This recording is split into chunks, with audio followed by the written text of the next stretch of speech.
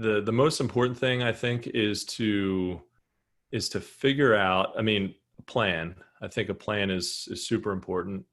Develop a plan and a strategy that, so you can really understand your product or your service, where it fits in the market. You do some business modeling and some financial modeling. You figure out where your break-even point is, and then do some market and some development and marketing strategy, and then in general, just really stick with it and be consistent.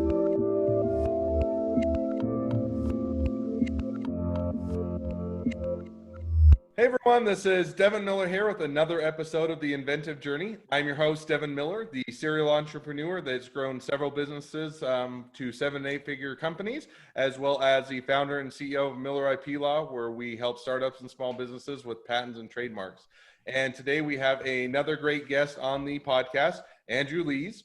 And Andrew, he grew up when he was young and always knew he wanted to be an entrepreneur. I think he mentioned that he had when we talked before, had an engineer grandpa, showed him that what it was to be an inventor. He didn't necessarily know that he wanted to be an entrepreneur at that time, but knew that it was cool to be an entrepreneur and inventor, and had some of that guidance in his life.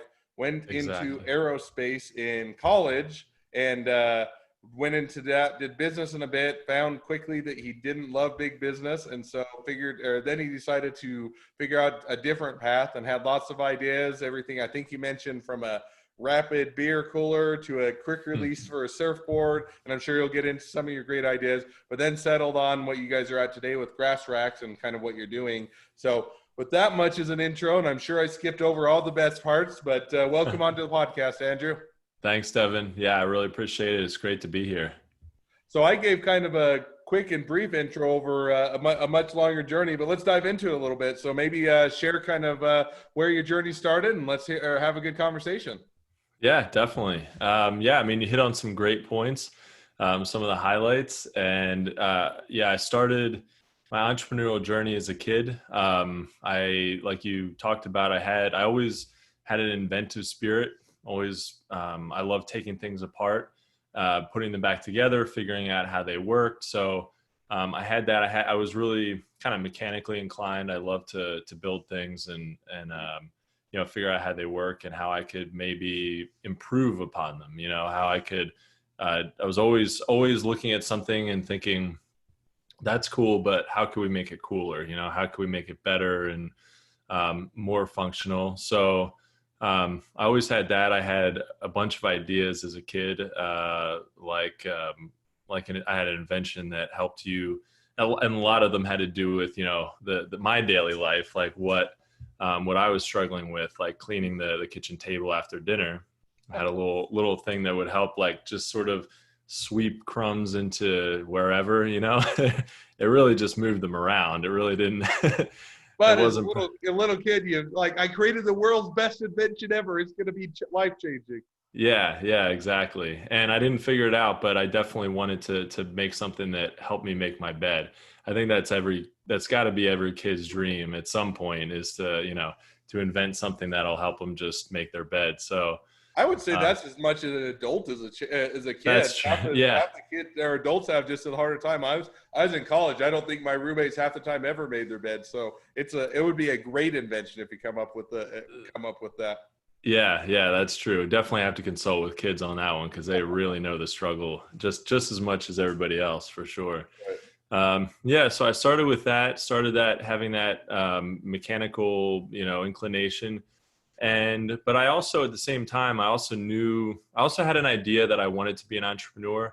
I just didn't understand what that meant at the time. I just assumed like entrepreneurship was, you were inventing things, you were inventing a product, or, something like a widget, or a toy, or, something that people could use. But I didn't really understand that entrepreneurship is more than that. There's a lot more to it. There's a lot more to business, and there's a lot more opportunities than just, coming up with a physical product. But I mean, that was always where I wanted to, I think, carve out my place in entrepreneurship, is with product development. So Yeah, so I always wanted to sell something too. That was part of it. I think the three things for me that really finally all clicked maybe after college really is that I liked physical products and figuring out how they worked and how I could improve upon them. So that was the mechanical part. And I always wanted to make money. I always wanted to be financially independent, Mm. and so that was a big part for me. And bless you. And then the third thing was really that I always thought would be so cool to have something out there in the world, like a physical tangible product that people could use, and you know like it helped them in some way in their everyday life. And and just a complete stranger, like having complete strangers buy your product and like it is just was the coolest thing to me, and it still is.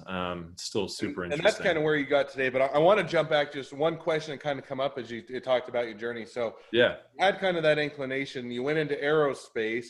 Was that kind of because you like to take things apart and you thought it was cool, or what took you to aerospace? Because it seems like you could have gone anywhere from engineering, electrical engineering, mechanical engineering, software. You could have gone physics. And so what was it? What was it about aerospace?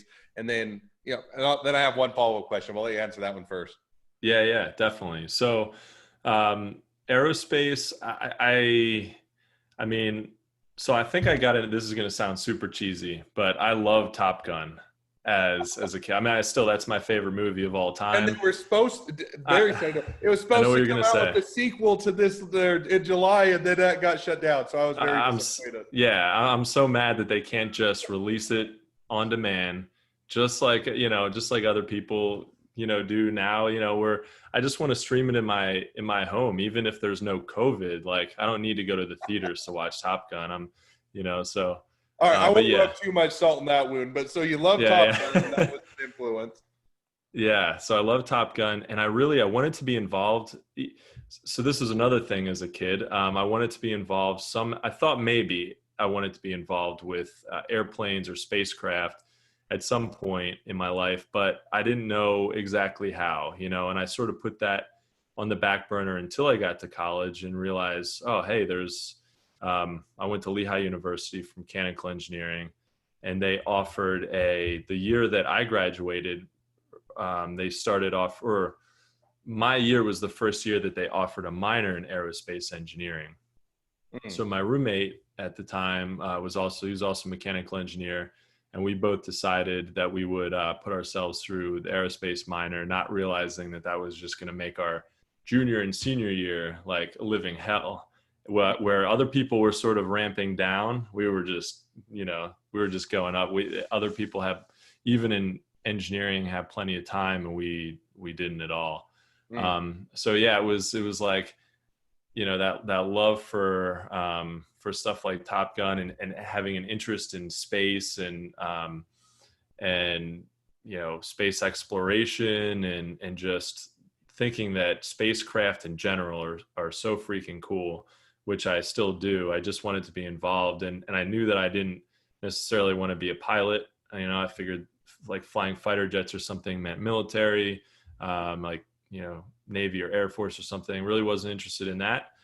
Respect the heck out of people who are, but so I figured, hey, next best thing might be to just design them, work, Mm. and work on them. So that's kind of where that came in. And I mean, I still have a love for that kind of thing. And at some point, in my life, maybe I'll dig back into it in some way. But I mean, it's just really cool. And now we're seeing companies like SpaceX, Elon Musk doing some just insane things in that field. And at one point, that's kind of what I thought I wanted to do.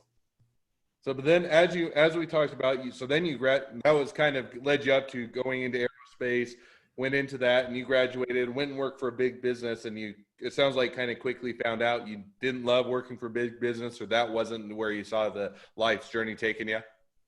Exactly. Yeah, I worked right out of college. I worked for a company that designed and built power plants. There were about 20,000 people in the company when I started. When I left there, they merged with another business, and there were about 40,000 people in the company at that point. But either way, I worked in Princeton, New Jersey. That office had 900, that office alone had 900 people in it. And it was just like, it was too weird to me to ride the elevator every day. And almost every day for over a year, I very rarely knew the people in the elevator with me. Hmm. You know, there were so many people at the company, and I'm sure there's some people listening, like 900 is not even a lot. There's, 10,000 in my office or something. Well, not anymore, but I just didn't love how impersonal it was, and you could get lost. And I didn't want to get lost. I think some people, maybe they do want to get lost. Maybe they do kind of want to just, fade in behind the water cooler and just not be noticed and just sort of ride it out until retirement. But that was definitely not me. And Hmm. the work I did, I was doing at that time, I was doing pipe stress analysis for that business to analyze piping systems and power plants, figure out where and when they were going to fail, and then design support structures for them. And it's something I knew that I didn't want to do forever. That So wasn't going to be your life's passion, right? yeah, exactly. So I knew I had to get out and do something different. So you have that realization, hey, I've got to get out. This is not going to be my life's passion. It's not where I want to be for the rest of my career. And Yeah. so did you quit that day and start inventing, or did you do the things on the side and you built up a side hustle that you jumped over to? Or how did you make that transition once you kind of realized this isn't going to be the passion that I want to focus on for the rest of my career?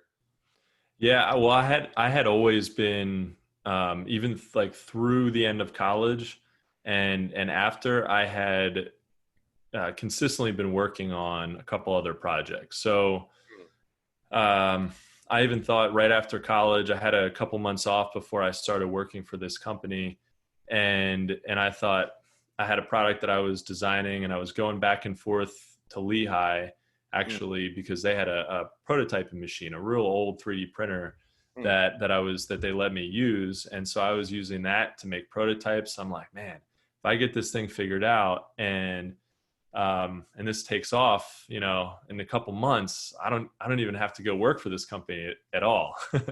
So that was, I didn't know what I didn't know, and I didn't realize that, that even if I had figured out my product 100%, there was mm. so much more to it. I was There's a so little bit more to far. business than just the product. Not that the Yeah, product's not yeah, all important, but you have building the yeah. business, getting it funding, product or manufacturing, marketing, sales, all of the above. And so, yeah, I think it's a great first step, but it's far from the last step, right?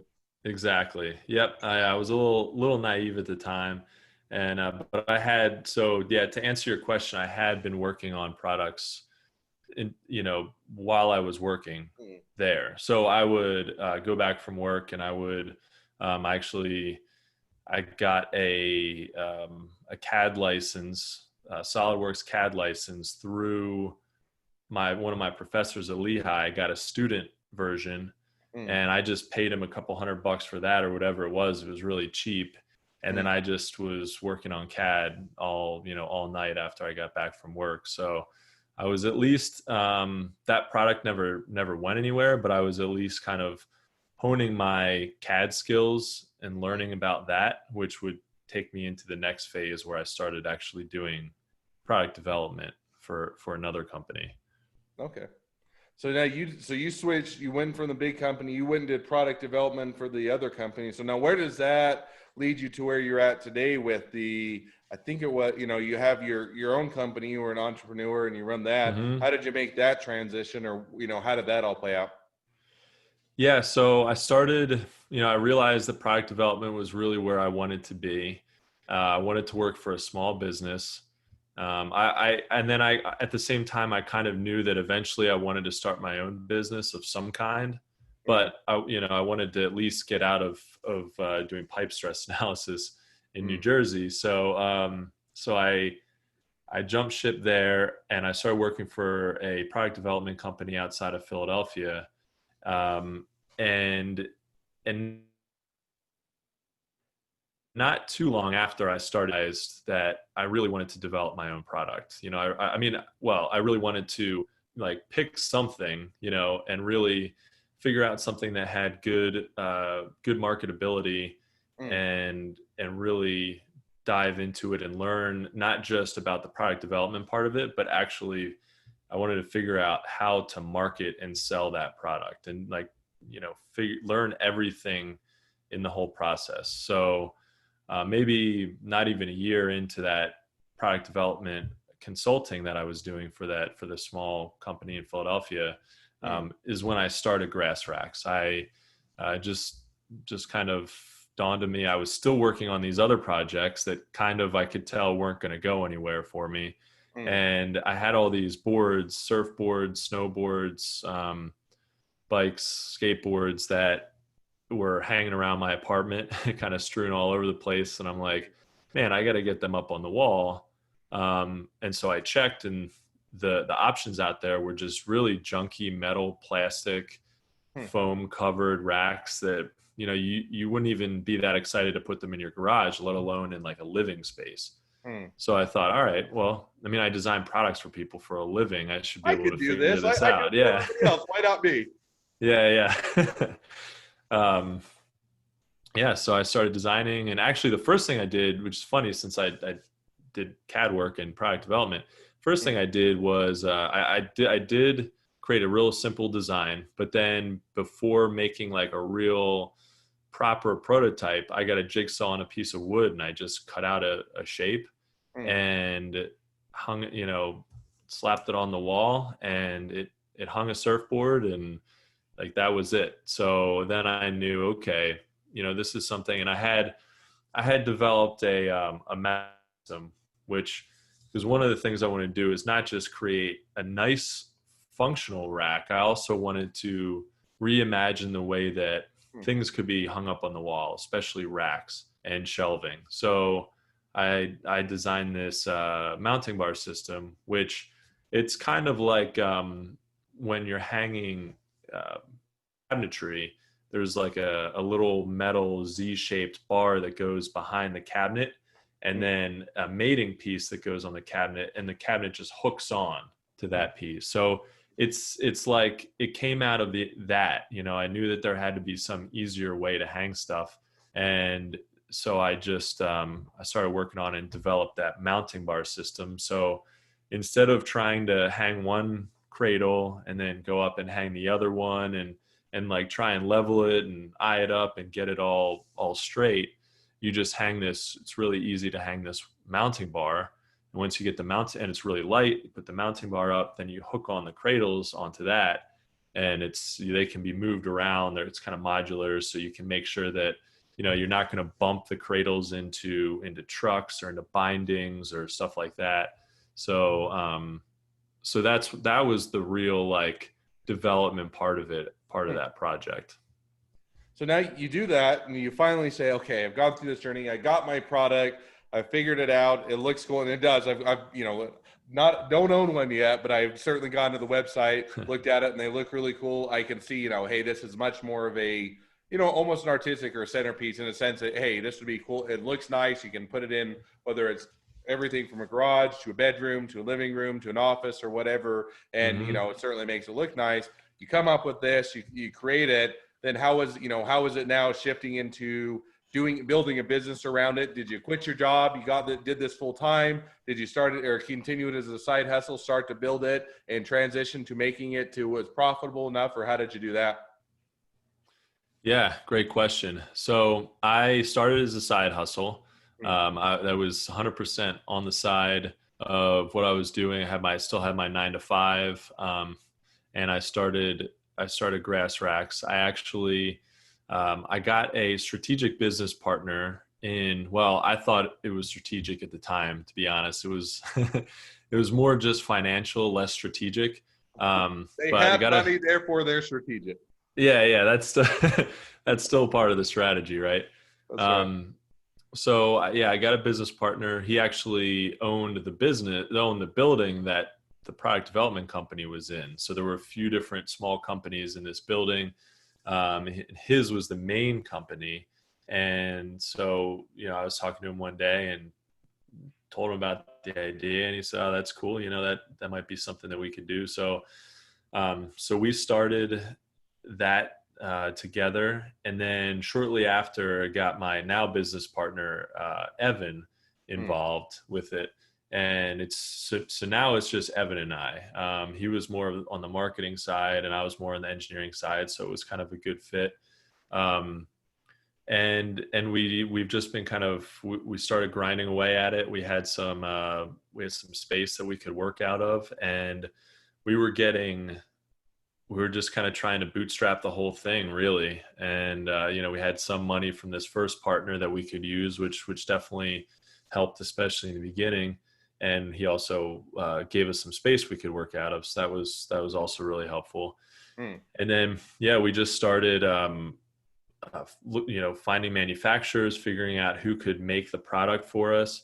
And we, at that time, we were doing kind of a combination of getting somebody who had a CNC router to cut the parts, because we wanted a really beautiful, repeatable product. And so we sourced that, and then Evan and I would do all the sanding and the finishing and all that stuff, and then packing up all of the product and shipping them out.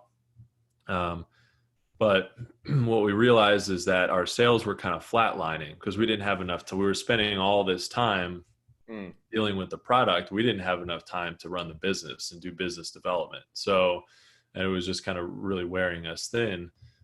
So we started figuring out how we could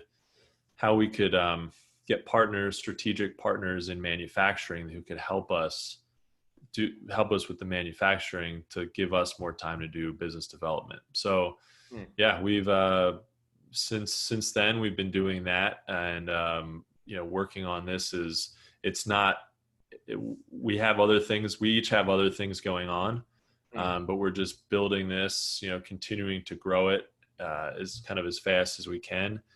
And then at some point we might make it full time. But honestly, I think it'll end up just always being a part-time thing. Like, I think we'll always have something else going on, no matter how big it gets.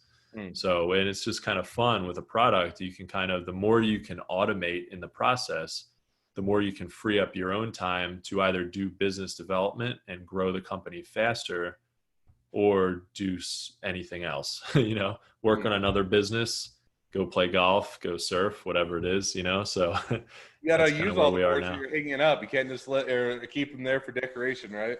Exactly. Yeah. And we haven't had too much time to use those boards recently. We've been working so hard at it. So it's time to free up our time a little bit and go have fun. Well, that's awesome. So that's a fun journey. So as we start to get towards the end of the podcast, I always have two questions, and so maybe we'll jump to those now. So the Yeah. first question is, within your journey, what was the worst business decision you ever made? That is a great question. I think the worst business decision I ever made was, well, it turned out okay. So I'll say that. But the worst business decision I ever made really was when I started working with my first business partner with Grass Racks. I had mentioned that I was kind of joking that it was a strategic partnership, but it really wasn't. I mean, he had money, that was cool, but we didn't have a plan. I really wanted to put something together to actually consult with somebody to help us put together a business plan or some kind of a strategy, so that we could really learn more about our competition, learn more about where our product fit in the market, and then figure out what our marketing and sales plan was going to be, and how much money we were going to need to run the business over a several year period, at least until it really started taking off on its own. And he just didn't want to do that. And I'm like, okay, you're the guy, I kind of need you right now. So I'll kind of, I want to press this, but I can only press so much. And so what happened was he definitely helped us. It turned out okay because he helped us get through the beginning and give us enough capital to really kind of get things going. But really, when we we parted ways with him just because we weren't seeing eye to eye. He was getting frustrated that things weren't happening fast enough, and we were getting frustrated that he wasn't helping with the business, and he wasn't investing any more into it, even though we still desperately needed startup capital to get going. So luckily we were hitting the runway trying to take off for a while. And luckily right when we split ways, we luckily were able to kind of take off and be self-sufficient. But we got lucky with timing with that. So I think that the mistake was not putting a really solid plan together from the beginning, and not really, you don't always get the perfect business partner, but if you can find somebody who if you need money, you usually need more than money, right? So like some help, some guidance. If you can find somebody who has not just money, but they have experience, and they have experience with the kind of business that you're trying to run. Like, this guy is great at business to business type companies, but B2C, business to consumer, just didn't know what he was doing. And if he ever listens to this, we're friends still. We're all cool. We're all friends. So it's all good. So, I'm not trying to knock him, but he just really didn't know anything about our product at all. He didn't know anything about our niche. And he really, even more importantly, he really didn't know anything about how business to consumer companies are run, and really how you do that. Cause it's a whole different thing, business to consumer versus business to business. That marketing is much different. So there's things you can do B2B that you just can't do as easily B2C. So I would say that was my biggest mistake. And my advice to people would be to make sure that you're partnering with somebody who can not just help you with money, but also who can, really at least be a mentor, at least give you some guidance and help accelerate your process. Yeah. And I like that, because I think that when you go to, money is always important to business, but the frustration always comes after you get the money, you still need help with other things. You still need, someone to pull on, and investors oftentimes aren't going to say, hey, I'm not going to come in and run your business for you. I'm going to invest in you. But whether it's, hey, I can provide mentorship, guidance, I can open the doors to, customers or clients or people, or make connections or contacts. All of those are going to be the things that when you talk almost about a strategic investor, it's got to be, hey, in addition to just the money, what else, how is this going to be mutually beneficial such that it will help the business? Otherwise, when the money runs out, or when the business starts to take off, it can create a bit of, I think, tension in the relationship. Yeah, exactly. And if you don't know how much money is required to get a business started, and you're just sort of, on the one, what's that? You're just guessing. And then, and money can run out faster than you think, and businesses can take longer. I mean, I would always assume that a business is going to take longer than you think to get it off the ground. So if you're planning for like a year, plan for longer. Plan for at least 18 months, 24 months. I mean, things happen along the way. And if you have partners who understand the process, if you have, if you have investors who understand, like, hey, yeah, this is how it goes. We're not going to get frustrated until you hit like the 5-year mark and you're really still slumped, you really still haven't broken even, or we're not seeing any signs of progressing. So yeah, just work with people who understand it. No, I think that's a great mistake to make, and one that often happens, but one that it's a good one to learn from. So, okay. Yep. So as we now jump to the second question I always ask is, so now if you're talking to someone that's just getting into startups, just getting into small businesses, what would be the one piece of advice you'd give them? Oh man, there's so much, but the most important thing, I think, is to figure out, a plan. I think a plan is super important. Develop a plan and a strategy that, so you can really understand your product or your service, where it fits in the market. You do some business modeling, and some financial modeling. You figure out where your break-even point is, and then do some development and marketing strategy, and then in general, just really stick with it and be consistent.